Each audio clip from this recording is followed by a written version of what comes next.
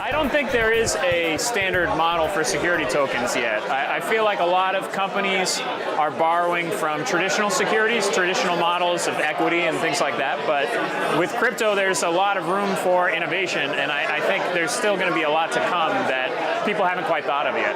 I think the rise of the ICOs in 2017 is it really shows how much of an opportunity was being underserved by the current financial structures of funding for startups, and that's really one of the main issues that took businesses to consider other type of investment vehicles and fundraising vehicles, which is an ICO. It's just a lot of these businesses were not being served correctly by current financial industry. So like we learned today, venture capital has been turned on its head forever, and ICOs are a great new way to, if managed correctly, raise these funds that companies need badly to take things global. I think 2018 is going to be a really interesting year to see how security tokens develop.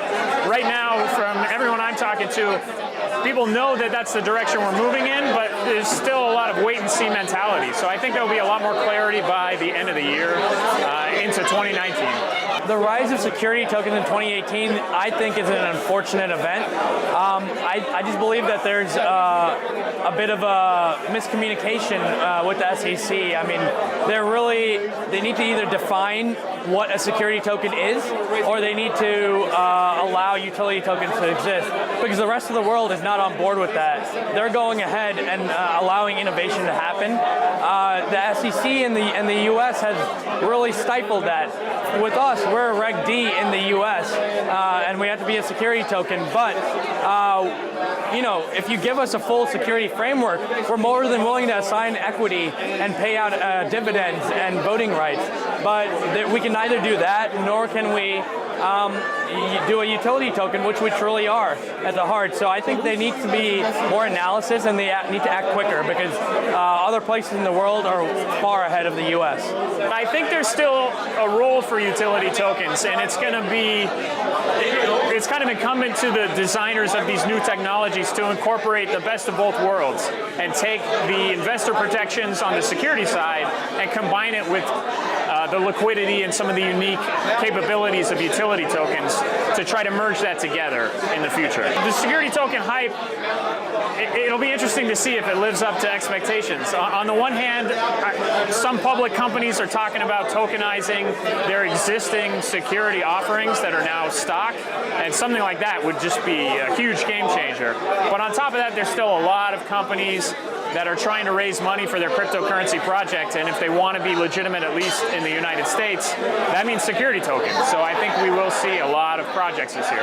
Historically, the way we raised money for venture was to raise money from friends and family, then angels, then a venture capital A round, then a B round, then a C round.